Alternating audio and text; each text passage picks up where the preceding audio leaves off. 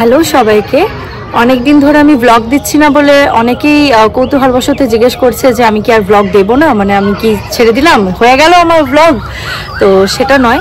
তো আমি last blog যেটা দিয়েছিলাম সেটা হচ্ছে হায়দ্রাবাদ আমরা যাব বলে আমরা প্যাকিং করছি বা শপিং করছি, নট প্যাকিং করছি, শপিং করছি। তো সেই ভিডিও নিয়ে আমি এসেছিলাম লাস্ট 1 মাস আগে। তো তারপরে কিছু হওয়ার জন্য মানে ব্লগ দেওয়া হয়তো নেই, আর ইচ্ছেটাও চলে গেছিলো। যেমন আমরা অনেক শপিং টপিং করছিলাম, সব ঠিক ছিল। প্রথমত বলি, যেটা আমি ওই লাস্ট ব্লগেও বলেছিলাম যে হায়দ্রাবাদ যাওয়াটা আমার যে একটা বিশাল ইচ্ছে, ঘুরতে যাচ্ছি সেরকম ব্যাপার কিন্তু নয়। আমার মা আগে কাউকে পাচ্ছিল না যার সাথে মা যেতে পারে, তো ওই জন্য আমি বলেছিলাম যে আমি যাব, ঘুঙুর যাবে।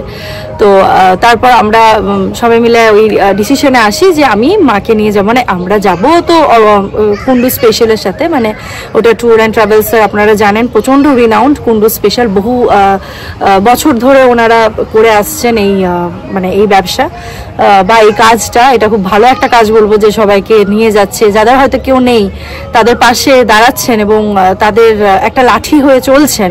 বহু বছর হয়ে গেল সেটা। তো যেহেতু ওনাদের সার্ভিস খুবই ভালো এবং মা প্রচুর পছন্দ করে, ওই জন্য মা সবসময় প্রেফার করে যে আমি কুন্ডুর সাথে যাবো। যেহেতু মায়ের মানে আগের এক্সপিরিয়েন্স খুবই ভালো, মা বহু বছর ধরে ওনাদের সাথে ট্রাভেল করছেন। কিন্তু হয় না যে যতই যাক একজন কাউকে লাগে, না হলে ওই হোটেলের রুমে ভয় লাগবে বা কোনো শরীর খারাপ হলো তখন মনে হয় যে নিজের কাউকে চাই, নিজের কাউকে চাই।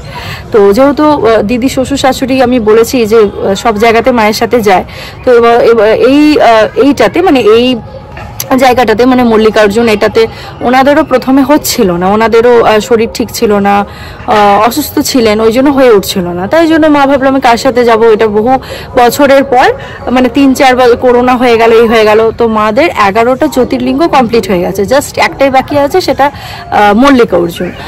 তো মল্লিকার্জুন যাওয়ার জন্যই এই প্রস্তুতি, যে মা পুরো একদম মরিয়া হয়ে উঠেছে যে না আমাকে ওটা কমপ্লিট করতেই হবে, আমাকে ওটা যেতেই হবে। তো ওই জন্যই যাওয়া। তো যেটা বলছিলাম, তো হায়দ্রাবাদ যাওয়ার জন্য আমরা শপিং করছিলাম। তারপর হলো কি, আমাদের 25 তারিখে, ফেব্রুয়ারির 25 তারিখে আমাদের হায়দ্রাবাদের জন্য আমরা রওনা দিতাম। তো হলো কি, আমরা 22 তারিখ নাগাদ জানতে পারি। আমি প্যাকিং ট্যাকিং সব কিছু করেছিলাম, ওইটার ভিডিও আমি করেছিলাম যে আমি কি প্যাকিং করছি, কিভাবে করছি, বা বাচ্চা থাকলে কিভাবে কি প্যাকিং করতে হয়, ওই সমস্ত কিছু আমার রেকর্ড ছিল। তো ভাবলাম ওটা বাই টাইম পোস্ট হয়ে যাবে, পোস্ট করবো, সেই ভিডিও আপলোড করে দেবো। কিন্তু 22 তারিখের কাছে আমাদের মেসেজ আসে, ফোনে মেসেজ আসে রেলওয়ে তরফ থেকে যে আমাদের ট্রেনটা ক্যান্সেল হয়ে গেছে। তো ট্রেনটা ক্যান্সেল হয়ে গেছে 26 তারিখ অবধি ছিল মহাকুম্ভর লাস্ট ডে, 26শে ফেব্রুয়ারি। তো 25 তারিখ, তো দিল্লির যে ঘটনাটা আমরা সবাই জানি। তো এতটা এরকম হওয়ার জন্য হয়তো বা রেলওয়ে ট্র্যাকে কিছু কাজ চলছিল, আমরা ঠিক মানে যেটা অ্যাকিউরেট রিজন ওটা কিন্তু আমরা এখনো জানি না যে এটা কি ব্যাপার। কাজ চলছিল সেটাও একটা ব্যাপার, এবং মহাকুম্ভর আগের দিন আমরা যাচ্ছি, তো জানি যে ওটা একদম আলাদা একটা রুট, মল্লিকার্জুন একদম আলাদা এবং মহাকুম্ভ প্রয়াগরাজ একদম আলাদা। কিন্তু হয় না যে সঙ্গমে যারা যারা যাচ্ছেন তারাও তো বাড়ি ফিরবেন, যেটা দিল্লিতে হলো কি হলো, মানে সব এই ট্রেন, আমাদের যাওয়ার ট্রেনটা না মিস হয়ে যাক, এরা ভাবছে আমাদের ট্রেনটা না মিস হয়ে যাক। তো এইরকম ভাবনা চিন্তার মধ্যে, এরকম এত তাড়াতাড়ির মধ্যে যে জিনিসটা হলো সেটা খুবই মানে দুঃখজনক, খুবই বেদনাদায়ক। কি পুণ্য করে এলো আমি ঠিক জানি না, যে যেখানে লোকের উপর দিয়ে চলে যেতে হলো মানুষকে, তারা কি কতটা পুণ্য করলো আমার ঠিক জানা নেই। তো যাই হোক, সেটা একদম আলাদা একটা প্রসঙ্গ। কিন্তু এই প্রসঙ্গের সাথেই বলি যে ওই জন্য কোনো রিজনেই হোক না কেন আমাদের ট্রেনটা বাতিল হয়ে যায়, এবং ট্রেনটা যেহেতু বাতিল হয়ে যায় আমাদের যাওয়াটাও বাতিল হয়ে যায়। কারণ অত তাড়াতাড়ি তৎকালের মধ্যে কোনো টিকিট তো পাওয়া যায় না। শুধুমাত্র যেহেতু এটা কুন্ডু স্পেশালের সাথে যাচ্ছে, আমি আগে বললাম ওনাদের একদম 45 থেকে 50 জনের একটা গ্রুপ থাকে। তো সেই গ্রুপে তো ওনারা যদি 50 জনকে তো তৎকালে অ্যারেঞ্জ করে না, হয়তো আমি মা গেলাম ওরা করে দিল, সেটা আলাদা ব্যাপার। এবং আমি বলছিলাম যেটাতে আমাদের সাথে আমাদের ছোট মাইমাও যাচ্ছে, তো ওই জন্য আমাদের যাওয়াটা বাতিল হয়ে যায়। তো আমি এখানে আজকের ভিডিওটাতে আমি মানে হয় না যে আমি খালি একটু গল্প করতে এসেছি, কিন্তু হ্যাঁ আমি এই যে পোস্ট করবো এটা আমি রিজনগুলো বলছি বা কি হয়েছে সেটা বলছি। তো এটা তোমরা এইটুকু যারা তোমরা দেখলে, তোমরা যদিও বা স্কিপ করে থাকো, এরপর থেকে আমি যেটা বলছি প্লিজ তোমরা যারা যারা দেখছো ভিডিও বা পরে দেখবে স্কিপ করো না, কারণ আমার সাথে একটা ঘটনা ঘটেছে, সেটা আমি চাই না যে তোমাদের কারোর সাথে ঘটুক। এই ব্যাপারটা নিয়ে ভাবছিলাম যে তোমাদের কাছে আসবো, কিন্তু হয় না যে মন খারাপ ছিল, তারপরে এই যে ভিডিও দিচ্ছি না ভিডিও না দেওয়ার একটা মানে ভিডিও দিচ্ছি না, এটার একটা অনীহা করতে করতে এমন হয়েছে যে আমার 1 মাস লেগে গেল, আমি ভিডিও দিচ্ছি না, আমি কোনো ব্লগও করছি না। ওই যে কাজটা ছাড়া হয়ে যায় না, সে কাজটা করতে ইচ্ছে করে না। দেখবে পড়াশোনার ক্ষেত্রেও তাই হয়। আগে আমরা পড়তে বসতাম, 3-4 দিন গ্যাপ হয়ে গেল, কোনো বিয়ে বাড়ি গেলাম বা পুজোর পর আমাদের ইচ্ছে করতো না। এবারে ওটা তো জোরপূর্বক করতে হতোই, তাই বসেছি, এটাতে কেউ চাপ দেওয়ার নেই। ওই জন্য হচ্ছে না করতে করতে 1 মাস পেরিয়ে গেছে, ইচ্ছেও করছে না মানে যে ব্লগ দেবো। কিন্তু আমার মা, তারপর সব থেকে মেন যেটা ব্যাপার, সেটা আমার মেয়ে বললো, মা তুমি ব্লগ দিচ্ছ না কেন, তোমার ভিডিও দেখতে আমার ভালো লাগে। তো যাই হোক, ও হচ্ছে আমার খুব স্পেশাল একটা ভিউয়ার্স। কেউ দেখুক না দেখুক, এই যে মেমোরিগুলো আমি তুলে ধরছি বা এটা পোস্ট করছি, পরবর্তীকালে ইউটিউব খুলে তুমি দেখতে পাবো যে আজকের দিনে আচ্ছা এই ব্যাপারটা হয়েছিল। আমার মেয়ের ফটো ভিডিও সমস্ত কিছু থাকবে। তো এটা আমার কাছে সত্যিই খুব মূল্যবান, খুবই প্রেশিয়াস। লোকে দেখুক সেটা তো অবশ্যই আমি চাই, যেহেতু এই প্ল্যাটফর্মে সবাই সেটা চায়। কিন্তু সেটা যদি নাও হচ্ছে, আমার মেয়ে যে আমাকে বললো তোমার ভিডিও করা আমার ভালো লাগে, খুব ন্যাচারাল লাগে, সেটা হচ্ছে আমার সেরা প্রাপ্য। তো যাই হোক, তো আমাদের হায়দ্রাবাদ যাওয়াটা ক্যান্সেল হয়ে যাওয়ার পরে আমাদের মানে কি বলবো, মানসিক অবস্থা আমার তো ঠিক আছে, চলো আমার খুব বিশাল ইচ্ছে ছিল না যাওয়ার, ঠিক আছে আমি পরেও যেতে পারবো, আমার জীবনে প্রচুর টাইম আছে, যখন খুশি গেলেই হচ্ছে। কিন্তু আমার মায়ের জন্য আমার মা এতটাই ভেঙে পড়ে, মা লিটারেলি ওই নিউজটা পাওয়ার পর যে ট্রেন ক্যান্সেল হয়েছে, তারপর মা কেঁদেও ফেলে দিলেন। মানে এরকম, যেহেতু অনেক বছর ধরে মা ট্রাই করছে মল্লিকার্জুন যাওয়ার, আর 1 বছর মানে 4-5 বছর পর মায়ের এই অপরচুনিটিটা আসে, আর যেটা হাত থেকে বাইরে বেরিয়ে যায়। তো মা ভাবে ঠাকুর আমাকে ডাকছে না, ঠাকুর আমাকে টানাচ্ছে না, আমি হয়তো আর 12টা আমার দেখা হবে না, তো এই ব্যাপার। তো ওইটার পর আমরা মন ভালো করার জন্য আমরা সবাই মিলে ডিসিশন নিই যে 7 তারিখ করে ঘুঙুরে সেদিন রেজাল্ট বেরোচ্ছে, আর আমার দিদির ছেলে বাবু সেদিন ওর পরীক্ষা শেষ হচ্ছে। তো আমি ভাবলাম দিদির ছেলে, আমি, অনিমেষ, তারপরে আমার মা, সবাই মিলে আমরা একটু পুরী যাব, পুরী থেকে ঘুরে আসি, তাহলে মায়ের মনটা ঠিক হবে।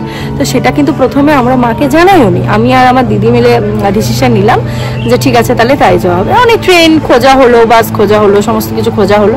তারপরে ভাবলাম এখান থেকে একটা ট্রেন আছে, মানে সাঁতরাগাছি থেকে যে ট্রেনটা ছিল 7 তারিখে শুক্রবার, তো সেদিন আমরা যাব, আর 11 বা 12 তারিখ করে আমরা শতাব্দীতে ব্যাক করবো। সমস্ত কিছু ঠিক হয়ে গেল। তো ঠিক হয়ে ভাবলাম চলো হোটেলটা বুক করে নিই। এবার হোটেলের ক্ষেত্রে যেটা হলো সেটা হচ্ছে আমাদের সাথে বিশাল বড় একটা ফ্রড হলো। পুরীতে আমরা পুরী হোটেল, যেটা নামকরা হোটেল পুরী হোটেল, সেই পুরী হোটেলে আমরা ভাবলাম বুক করি। তো সেখানে ফোন করে আমরা পেলাম না, আমরা ওয়েবসাইট চেক করলাম, ওয়েবসাইটের থ্রু দিয়ে নাম্বার নিয়ে আমরা করতে গেলাম, যেটা এখন তারপরে আমরা শুনতে পাই যে প্রচুর হচ্ছে পুরী হোটেলে, এবং তার বাইরে আরো 35টা পুরীর হোটেলে এই ফ্রডটা হচ্ছে। তো এটাকে কিভাবে ইমিডিয়েট বন্ধ করা যায় আমার জানা নেই, কিন্তু মানে কি করে করা যায় সেটাও একটা ব্যাপার, না হলে বিশাল একটা অসুবিধা। আমাদের 3 দিনের মানে 5,000 এরকম 3টে দিন, একটাই রুমে 4 বেডেড ছিল। হ্যাঁ 4 বেডেড ছিল। তো 4 বেডেডের জন্য আমাদের 5,000 করে চার্জ ছিল, মানে এক একটা দিনে, তাহলে 15,000 হচ্ছে। তো 15,000 টাকা আমাদের ফ্রড হয়ে গেল, মানে যাকে দেয়া হলো সে কোনো রিসিপ্ট দিতে পারলো না। তারপর আমরা জানতে পারি এই করে যে ওটা ফ্রড হয়েছে, আমাদের ওই 15,000 টাকাটা গেল, সেরকম একটা ব্যাপার আছে। তারপর তো পুলিশ কেস হলো, মানে সাইবার সেলে আমাদেরকে যেতে হলো। তার আগেই ওদের ন্যাশনাল পোর্টালে আমার হাজব্যান্ড সমস্ত কিছু রেডি করে রেখেছিল, তো ওখান থেকে আমাদের কল এলো, আমরা যাই। তো যেহেতু ওটা মানে কি বলবো, তাড়াতাড়ি ওরা এটিএম ক্যাশ করে নিয়েছে, মানে কি অনেকটা, যদি এরকম গোটাটা বলতে চাই তো প্রচুর একটা লেন্দি ব্যাপার হয়ে যাবে। যদি কেউ জানতে চাও আমাকে ইনবক্স করো, বা যদি তোমরা এই ভিডিওতেই চাও যে আমি ব্যাপারটা বলি, তাহলে সেটাও আমাকে কমেন্টে কেউ জানাতে পারো, যদি একজনও জানে, যেহেতু আমার সাবস্ক্রাইবার প্রচুর কম, আমার ভিউয়ার্সও খুব কম, আর এই ভিডিওটা যাবে অনেকদিন পর যেহেতু যাচ্ছে, আমি জানি মানে অর্ধেকের বেশি জন দেখবেই না। কিন্তু যদি দেখে থাকো আর জানার কৌতূহল থাকে যে কি হয়েছে ব্যাপারটা, তাহলে আমাকে তো তোমরা কমেন্ট করতে পারো, আমি বাকি বিস্তারিত বলবো যে কিভাবে কি হলো। তো এই হলো ব্যাপার, ফ্রড হয়ে গেছে। তো সেটা নিয়ে আবার 4-5 দিন মন খারাপ ছিল, এই করতে করতে ভিডিও দেবো দেবো দেবো বলবো বলবো বলবো করে সে ওটার প্রতি একটা অনিচ্ছা, যে মানে ভিডিও দিতে ভালো লাগছে না, দূর ভালো লাগছে না, এই করে করে যেটা হয়েছে আমার 1 মাস সময় লেগে গেছে। কিন্তু আর না, ডেলি ভ্লগস আসবে, কাল থেকে আমি পোস্ট করে দেবো ডেলি ভ্লগস, যা যা আমি আগে প্রিভিয়াস আমি যেগুলো ভিডিও করে রেখেছি সেগুলো প্রথমে আমি দিয়ে দেবো, তারপর আমাদের দৈনন্দিন জীবনে কি হচ্ছে কি না হচ্ছে সমস্ত কিছু নিয়ে ফিরে আসছি পরের একটা ব্লগে। তো চলো, টাটা, ভালো থাকবেন, সুস্থ থাকবেন, আর প্লিজ আমাকে ভালোবাসবেন, আমাকে সাপোর্ট করবেন। আমার ভিডিওগুলো যদি ভালো লেগে থাকে লাইক করে দেবেন, সাবস্ক্রাইব করে দেবেন, নোটিফিকেশন বেলটা অন করে রাখবেন যাতে আমার পরবর্তী ভিডিওগুলো আপনারা পান। ভিডিও অবশ্যই দেবো, ভিডিও আসছে।